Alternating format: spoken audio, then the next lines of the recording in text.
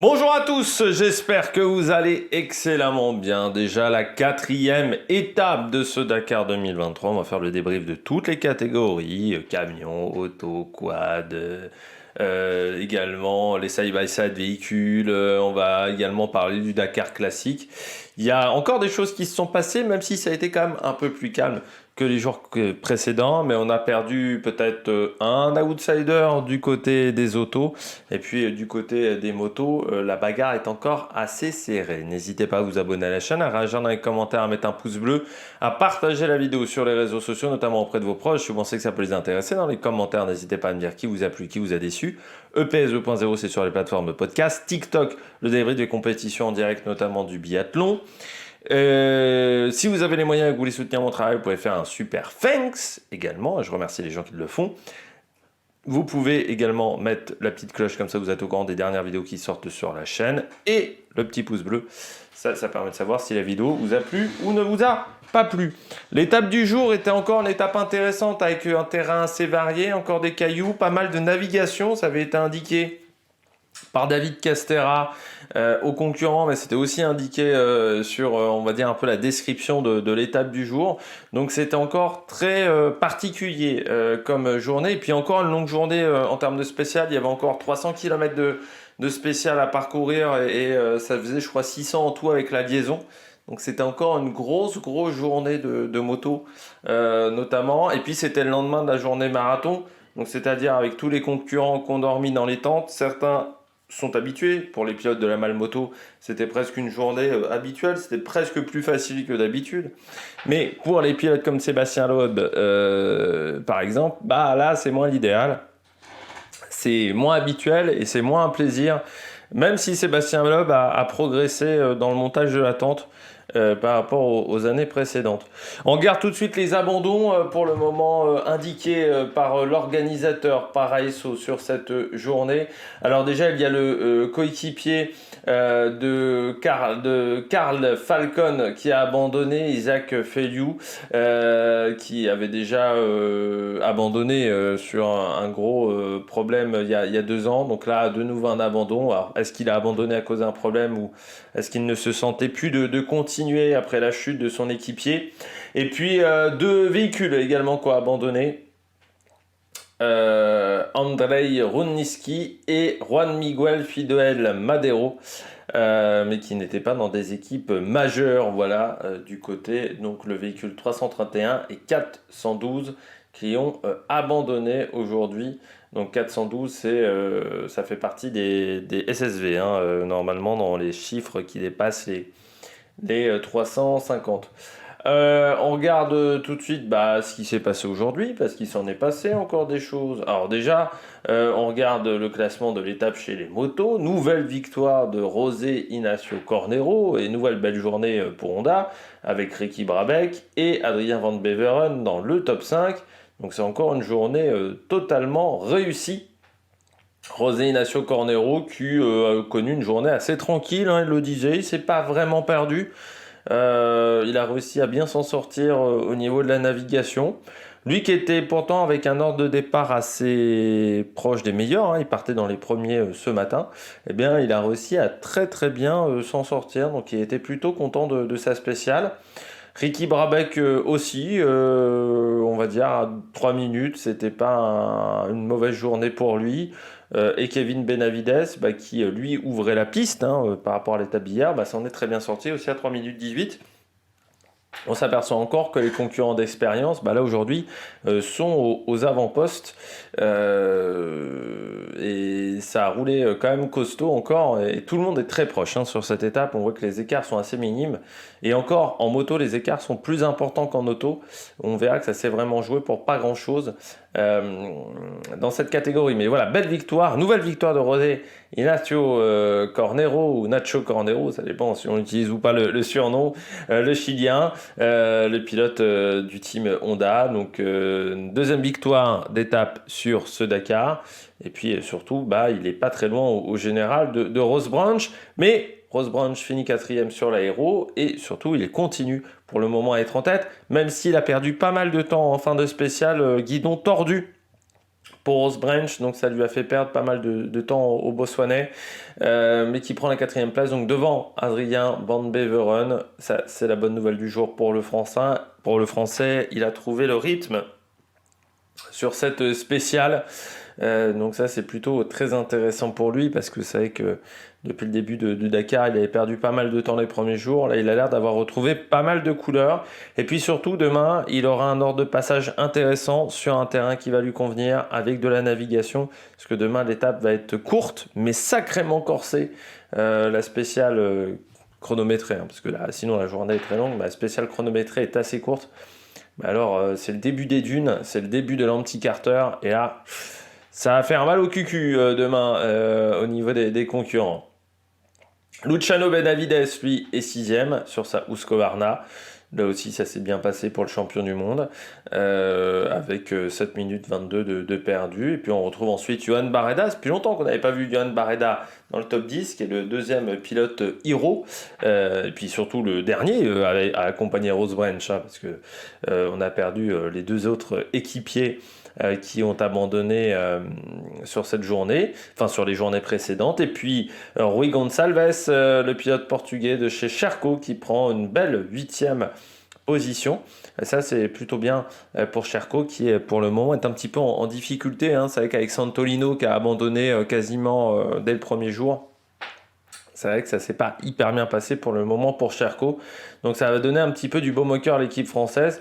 Skyler Hawes, lui, est 9e devant Martin Michek, qui prend la 10e place à 14 minutes 10. On retrouve ensuite Toby Price, 15 minutes de perdu, c'est assez rare pour l'Australien. Le chat a décidé d'aller encore dans sa litière. Donc si vous entendez des cailloux, c'est un petit peu normal. C'est le chat qui décide de gratter dans la litière. Donc Toby Price, pas une journée excellente pour l'Australien. Pourtant la navigation c'est son fort, mais là il perd un quart d'heure aujourd'hui. C'est pas l'idéal. Et puis Stefan Svitko qui a dû s'arrêter pendant la spéciale, le Slovaque, qui s'est aussi un petit peu égaré en route. Il a perdu 12 minutes et donc il se retrouve à 15,40 à la fin de l'étape devant Pablo Quintanilla, qui lui aussi n'a pas remporté l'étape hier, et puis il se retrouve distancé aujourd'hui devant un Daniel Sanders qui n'est pas exceptionnel depuis le début de course, et puis Mason Klein qui a encore eu des problèmes et qui finit à 1h49 avec 45 minutes de pénalité aujourd'hui. Donc ça a été encore une journée compliquée pour l'Américain, encore des soucis techniques. Du côté du classement général de cette catégorie, c'est José Ignacio Cornero qui est en tête devant Rose Branch. Oui, donc non, il y a eu un changement de leader. Rose Branch n'est plus le leader pour le moment, 1 minute 15 d'écart. Troisième, Ricky Brabec à 4,56. On retrouve ensuite Benavides Van Beveren à 20 minutes et 22 minutes. Donc Van Beveren dans le top 5, c'est plutôt une bonne nouvelle. Avec Benavides, Pablo Quintanilla, Toby Price, Martin Michek et Daniel Sanders qui complètent le top 10 de cette catégorie devant Johan Barreda, Bort, Skyler Hawes et Rui Gonçalves, le seul pilote Sherco encore en course dans cette catégorie. On va passer à la catégorie Rallye 2. Bonne journée en Rallye 2 pour Romain Dumotier qui fait, je crois même, le top 10 au scratch, c'est ça, juste derrière Skyler Hawes à 11,54, et c'est vraiment une bonne journée pour Romain Dumotier en Rallye 2. Une bonne journée pour cette catégorie-là, parce que Mathieu Dovez est juste 11e, je crois, au classement, et Paolo Lucci fait également une belle place avec la 3e temps. Donc ça a été une journée très intéressante pour les Français. Ça veut dire que par contre demain, Romain Dumotier partira dans les premiers concurrents. Donc il faudra faire attention au niveau de la navigation.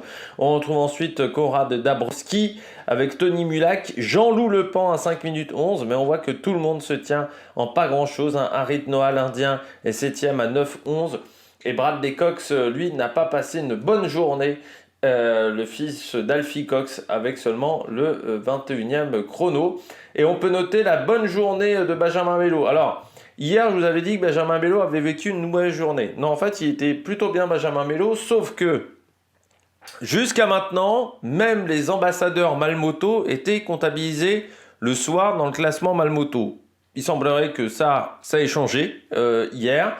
Donc ce qui fait que Benjamin Melo qui est ambassadeur, vous le voyez si vous regardez les vidéos YouTube, ça fait partie des ambassadeurs comme JNS, je crois, qui n'est pas dans le classement. Hier, ils avaient disparu du classement. Donc moi, je vous ai dit, comme les jours précédents, ils étaient dans le classement, c'est qu'il a dû avoir un problème. C'est pas la catégorie où on a plus d'informations. Eh bien non, ils n'avaient pas eu de problème. C'est juste que au bout de 3 jours de course, on les a dégagés du classement et on les a mis dans le classement traditionnel. Donc, ce qui fait que Benjamin Melo, moi je ne le voyais pas dans mon classement, mais il était en fait bien arrivé. Donc aujourd'hui, Benjamin Melo, meilleur temps des Malmoto, 22,49 devant Emmanuel Regnès, le Roumain. Ça s'est joué à pas grand-chose, à 30 secondes près. Et puis Milan Angel, parmi les légendes, premier débutant, Dusan Dabraj, 9e en Rallye 2. Donc ça, c'est aussi une très bonne journée. Puis Charlie Epps, tiens, pour les youtubeurs qui sont sur le Dakar, qui est 21e de la catégorie Rallye 2. Je précise bien de la catégorie Rallye 2. Aujourd'hui, au classement général, Romain Dumontier est en tête devant Jean-Loup Lepan. Un écart qui s'accroît avec 33 minutes 17. Mathieu Dovez, lui, est 3e à 39 minutes 38. Il a passé notamment Harit Noah. Tony Mulek est 5e devant Paolo Lucci et Brad Decox dans cette catégorie. On passe au Malmoto aujourd'hui. Dans cette catégorie, donc si on enlève les concurrents de la catégorie, qui sont dans le classement, qui ne sont pas dans le classement, donc c'est la victoire d'Albert Martin Garcia qui a mis 6 minutes 52 à David Babiska. Simon Marsic est 3e. Et puis on retrouve Amaury Baratin, 5e, qui avait connu des journées un petit peu compliquées. C'est Jérôme Martini qui ne fait pas forcément la bonne opération du jour en prenant une pénalité de 15 minutes, c'est-à-dire qu'il a raté un waypoint, tout simplement. 7e, Bruno Leblanc, rookie, et à 27 minutes, c'est plutôt une belle journée pour lui.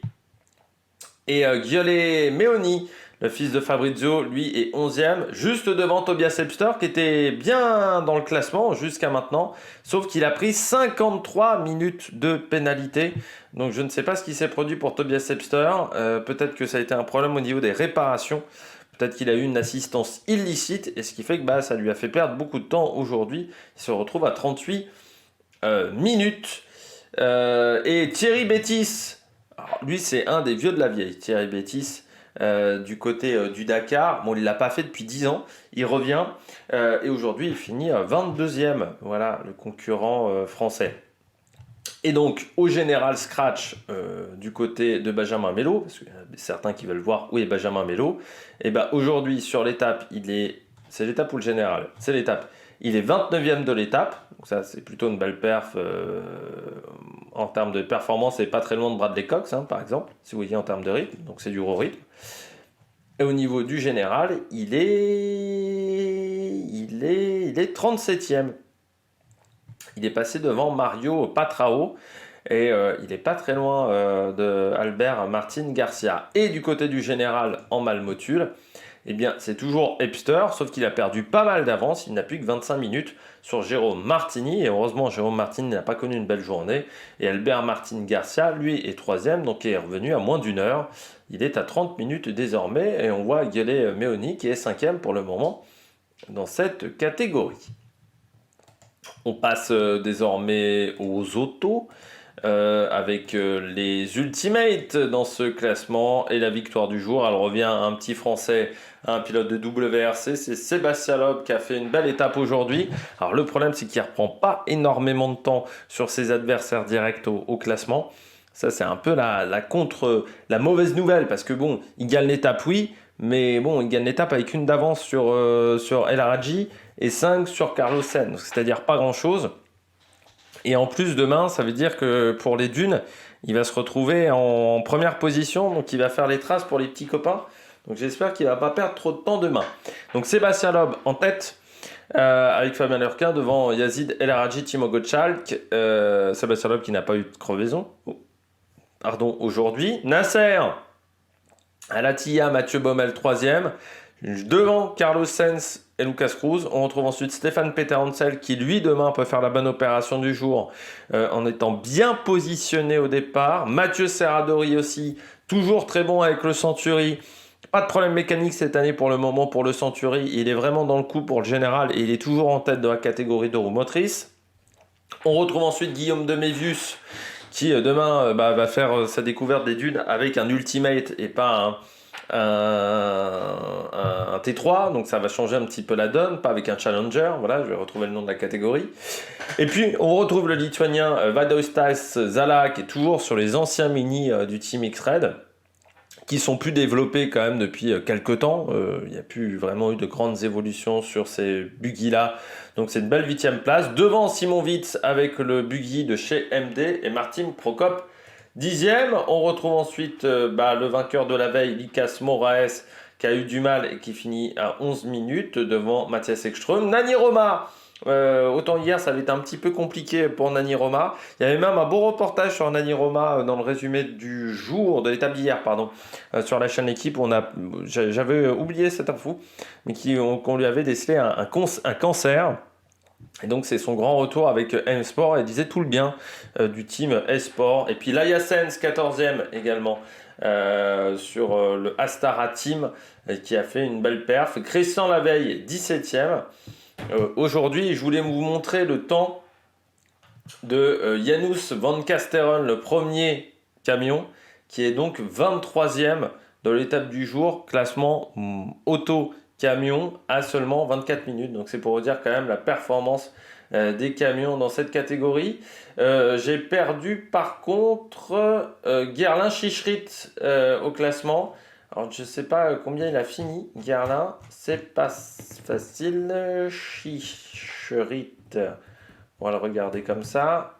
J'espère que j'ai bien écrit. Eh bien, il a fini 78e, donc il y a eu un problème technique pour Gerlin Chichrit parce que je n'avais pas d'informations. Je sais qu'il avait été arrêté dans la spéciale, mais je ne pensais pas que c'était aussi grave que ça. 3 minutes 38, donc 2 perdus pour le Toyota. Il y a eu un autre pilote Toyota qui, lui, a perdu du temps aujourd'hui. C'est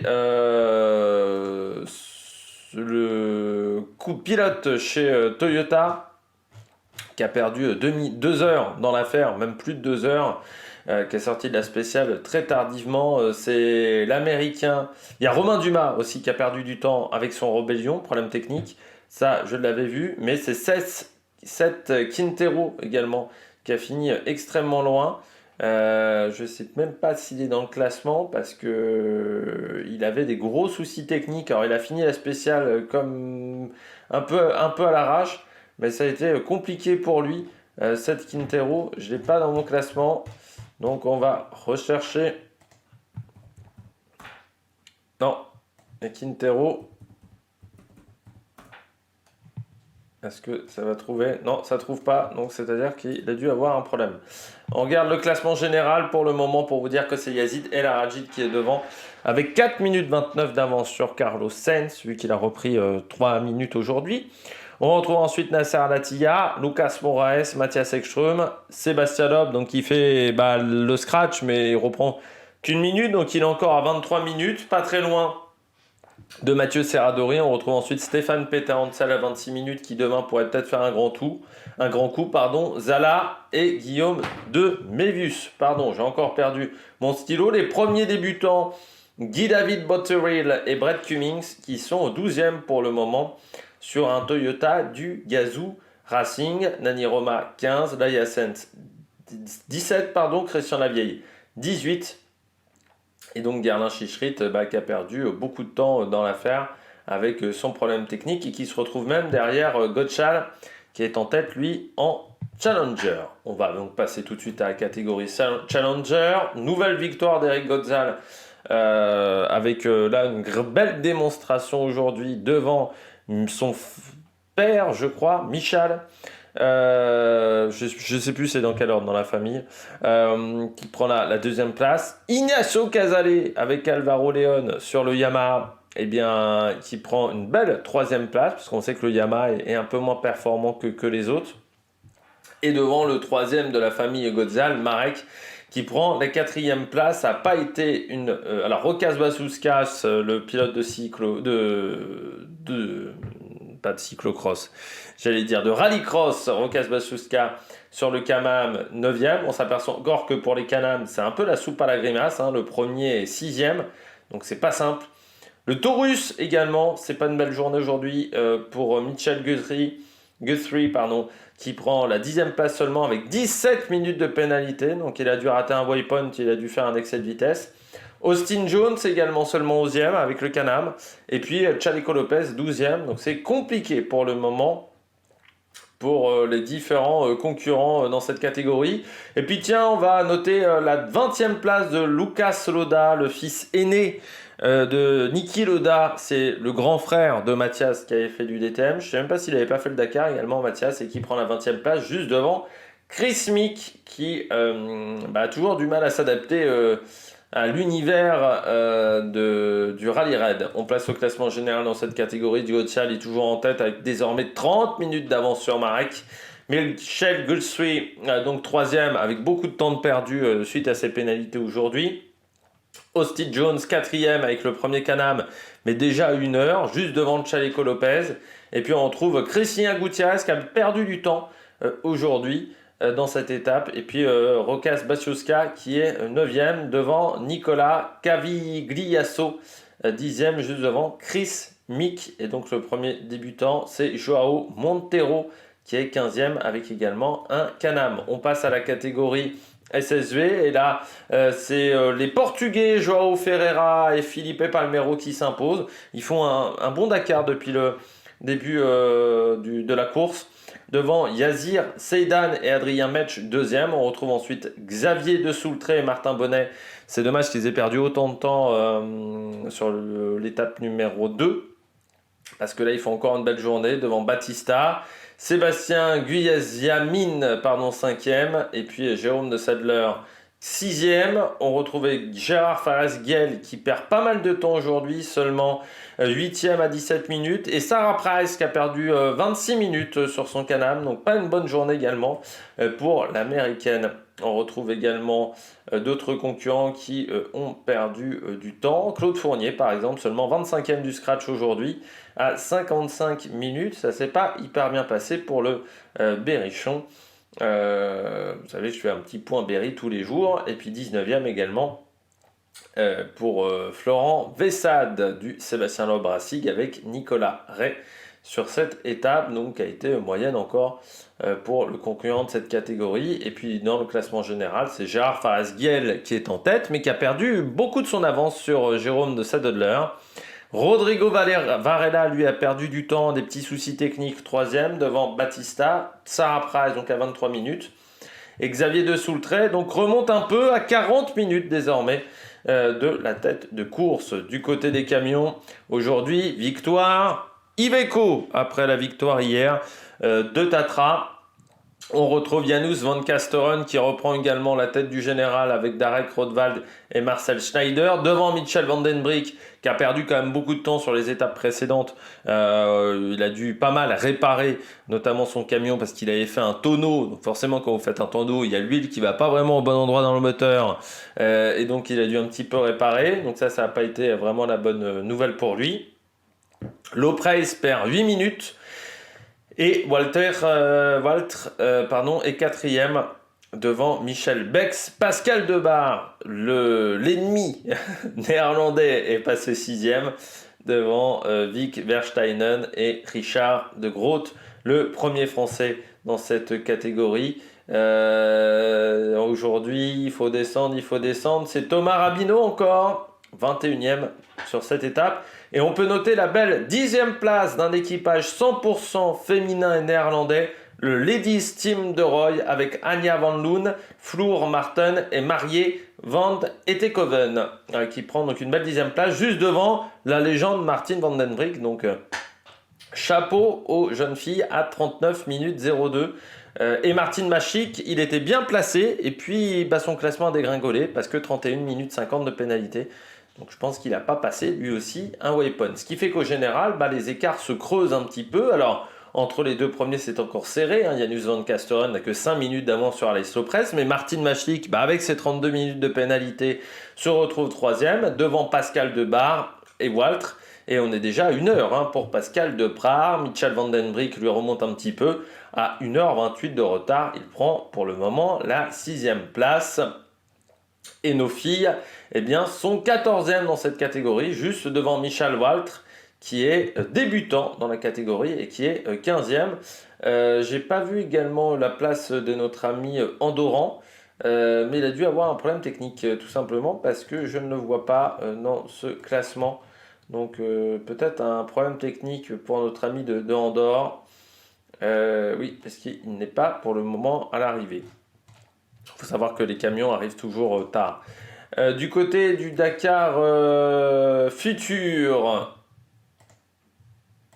on va avoir le classement. Voilà, pour le moment, toujours en tête, le camion du KH7 EcoVergy Team qui a 50 points grâce à ses 10 points bonus.